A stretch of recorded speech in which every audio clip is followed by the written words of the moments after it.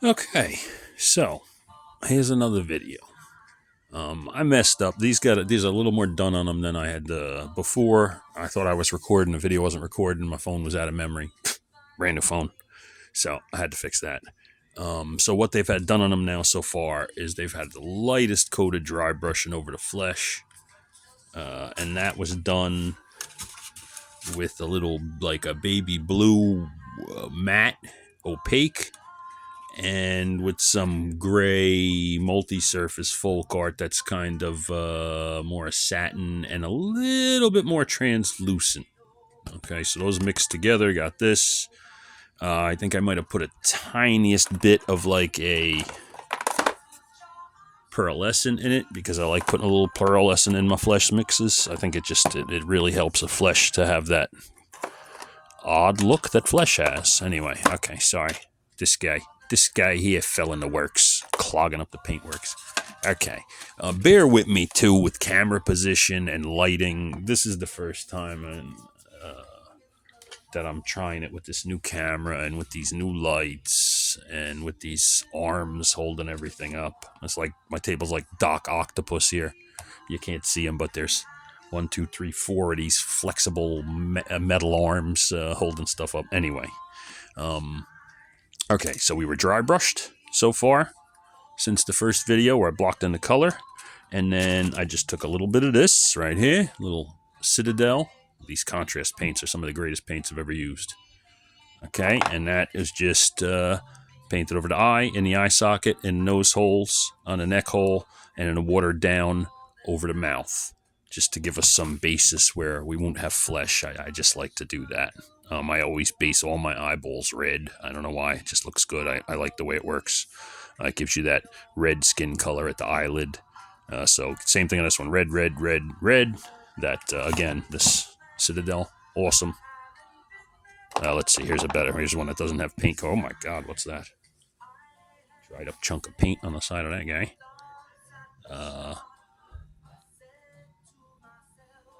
A voluptuous pink. A voluminous pink. Whatever. Okay, so where we're at now is I got a little bit of dry brushing, and we're gonna go from there. I think now I'm gonna start washing some more colors into them and that sort of thing in the flesh, you know? So let's do that a little bit.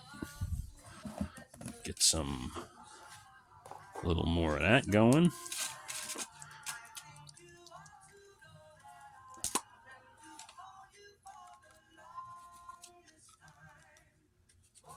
A little bit of that on there. Get a little water in there with it. Okay, and we're gonna do a little, I need a little pink and purple. So we're gonna go with these two here, and this guy here. These are these folk art multi-surface paints. Again, the first time I ever used them, I hated them because they don't really cover. They're odd. I don't know, but once I realized that you water them down just a little bit, and they make they're awesome for washes and for just working a little bit of color in here and there on things. This color isn't made anymore. It kills me. I hate even using it because it's one of my favorite colors. I gotta find a replacement, so I use him sparingly. A little, fleshy kind of pink. Who else we need? I could use some actual pink, so this is some old school Citadel paints that I've taken good care of to keep fresh. Okay, so we got some down. Let's get a little bit of crazy yellow. So we'll use some of that there. A little Citadel Invend and yellow. The names on these Citadel paints are out there. Okay, same thing with that red. That's really the really strong pigments in Citadel, so I like to water them down a lot for what I'm going to do in here. Let's I kind of put these guys too close together, but they're all going to get blended anyway, so don't really matter. Clean that brush off so I'm not muddying up my paint.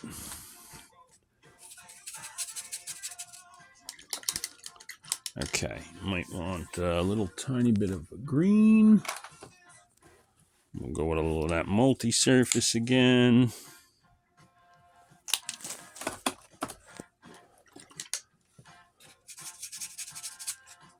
Oh no. Okay. Alright, so I think that's good. Let's work a little purple into these here.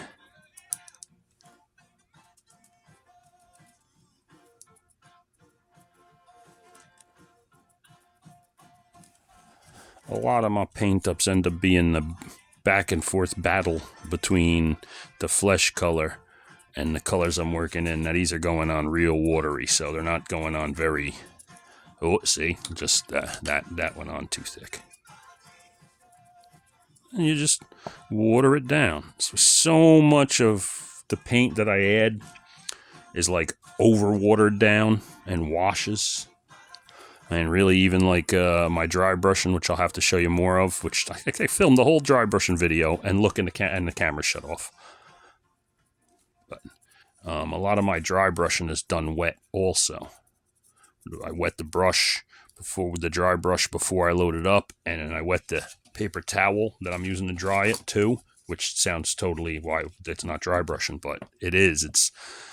It's still using the same motion as dry brush. It's still using the same kind of wide, flat dry brush. Don't mind my brushes. I beat the hell out my brushes. You know? Well, here's a newer one that's not so, you know, flat dry brush. Still using them, but I'll show you in a little bit. But if you leave the paint moist, but totally wipe it all off on a wet paper towel, so there's no real bulk of paint. There's just a hint of moist pigment, kind of wet pigment, and when you dry brush that over, it doesn't. It just blends right in. It's very subtle. It's a nice. I mean, 20 years I dry brushed and would do anything. I'd be sitting there wiping the tip of the dry brush on the light bulb to try and heat it up and dry it off so there was no moisture. And then one time, I don't know what happened, but I was like, man, I don't know if I was rushing or what, but it was too wet. But oh, the effect. It's the smoothest, nicest blended dry brush that I've ever done by doing it wet. Okay, so like you see here, I'm just going and just subtly adding some more color back over the flesh because I dry brushed the flesh down with a light, translucent, like a blue-gray. It mutes it down a little bit. So you go back and you beef it up again, the color here and there. And again, I do this probably 8 or 12 rounds of this. So now this round will be here of just getting a little more of the colors that I started with worked back in. And then I'll do another wet dry brush round. And then I'll do another round of this to really start placing colors and tweaking them. And at some point it'll get a little bit of fleshy green going back in here again. So most of my, a little too much. Get a little yellow on them. Most of my paint steps are done with these paints you're seeing here, with acrylic paints, Citadel, Folk Art, that stuff. Once I get all my base colors blocked in and the way I like them and everything's set, then if I feel I need a little more punch in the color here and there is when I move on to the Winsor & Newton drawing inks. And it really, again, they're but I've been using these Citadels more lately in place of what I would do with the Winsor & Newtons. Because the Winsor & Newtons are very water active. Like, you can put them on a model and then hit the model with a moist paper towel a year later and those inks will come off. Back when I lived at my parents' house, I had models that were heavily done with the inks. Like, they were basically painted a light gray color and almost all of the pigment was inks. And we had a leak in the ceiling. And I came home to see a bunch of gray statues standing there in big puddles of muddy color all over them under the shelves. It was heartbreaking, but kind of funny and odd in a way, you know? So, because the Winsor and Newtons, I absolutely love the pigment they give, but because they're not very, I don't know what the word is. They're permanent, but even a sealed model, if you get it wet, they will activate. So, I'm trying to go with these Citadels a little more because they are an extremely durable paint, the Citadels. Once they're dry, you can't get them off your brush. You can't get them off nothing. So I kind of tough on brushes, but I like that for kits. And for my paint, I like to know I got a durable paint, especially being up, you know, if it was just, everything was just done for my shelf, then who would give a shit? But if I'm selling things, the paint's got to stay. I couldn't live with myself if I was finding out that I'm selling art and the art is deteriorating and paint's falling off, or that would ruin me.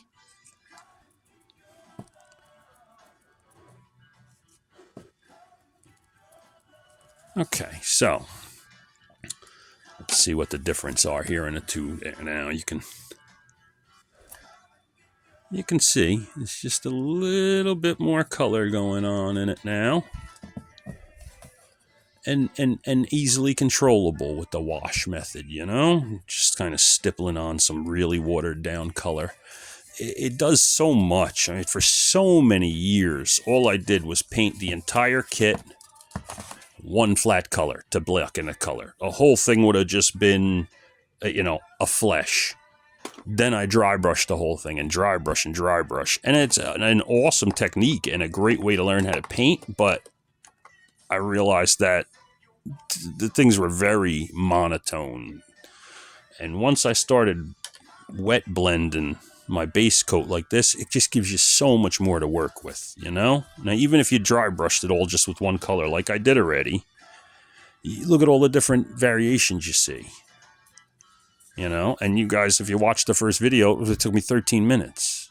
So, you know, again, I've been doing this for 30 years. I've painted probably 20 or 30 of these Henrietta heads now, so I don't even have to think about color. I just kind of know what colors to lay down on a plate and go with it.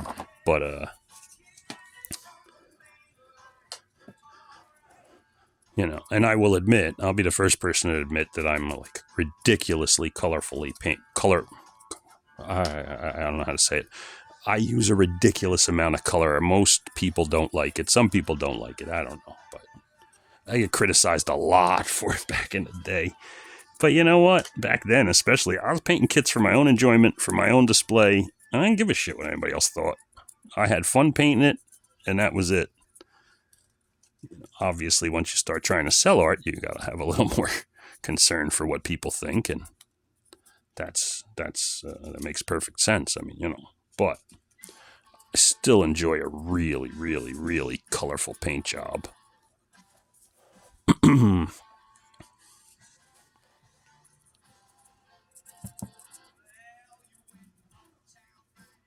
You know, and if you can work a ton of color in, but still have it subtle, and that to me that's a good paint job. Not that there's anything wrong with a really good paint job that's just a you know, like I just tried to attempt that with the black and white Frankenstein.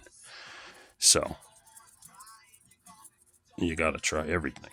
But a Henrietta, and I mean, you look at her and she's basically just flesh, but when you look close, there's so much going on there. There's some yellow, there's some green, there's some blue, there's some purple.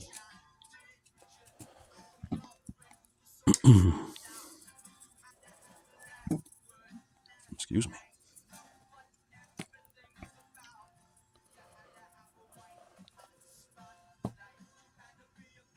Let's see.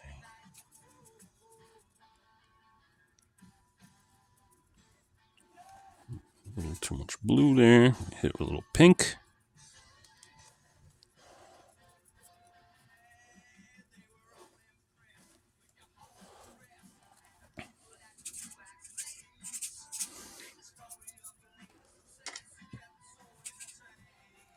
You know, and there is no wrong. You're painting, it's for fun. I mean, yeah, if you're really trying, if somebody commissions you to do a likeness of something, then you got to try and paint it, to make the customer happy. But a thing like a Henrietta, there's so many ways you can paint her. Just have fun. That's what it's about.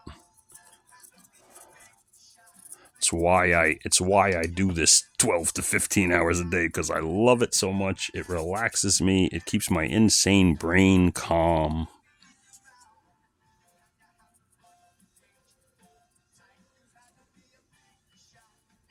Keeps me out of trouble.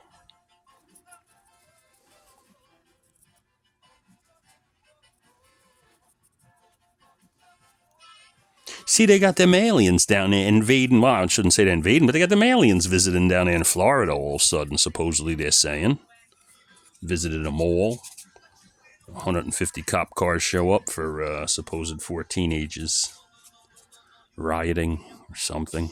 I don't know. Seems odd to me. I'm a firm believer there's life out there in the universe. There's no way, just due to the sheer number of planets out there, that there's not life. I mean, we already know there's life. There is plankton found on the window of the International Space Station. Plankton ain't flying up from our ocean and surviving in 0G. That itself is proof that there's life everywhere. Anyway, I'm rambling. But I kind of don't know if there's aliens in Florida. I have a feeling it's a little too close to a election year and somebody's running deflection from something. So we're gonna pull the alien card. But that's just me. For a guy who believes virtually everything, I'm very suspicious of everything. Especially because of social media. I see all these videos, ghosts and everything, and the second that I see on the shows on TV that the ghosts video was filmed by somebody with a paranormal something, you just instantly kind of can't believe it, because people will do anything for a little fame nowadays. A little fake social media fame. Anyway, I'm rambling. Tiny bit of blue in there.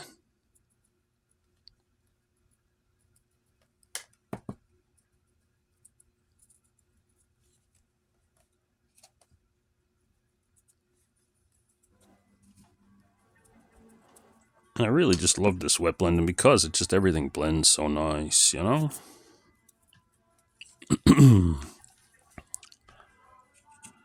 little yellow green on this side, a little heavy. Put them a little flush. If you do this with the paint too thick, it'll get muddy on you. But if you water them down just right, you can get them to interact without muddying, and that took years to figure out. But not that it's hard. It's just you got to figure out the right amount of water. It doesn't work with all paints. Some paints are going to get muddy on you when you mix them up. It just happens. But it's kind of why I like these cheap acrylic craft paints. For the way I paint, they work really good. Plus the amount that I paint. I mean, last year, I think I painted over 150 kits. Using expensive paint, I'd be broke. Not that these freaking things, which I love so much now. This here is a $1.99, 2 ounces. This little guy is, I don't know, half an ounce. He's 10, 15 bucks sometimes. Crazy. What are you going to do?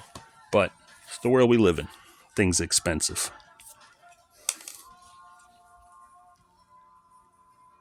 Okay, so that's another round of washes.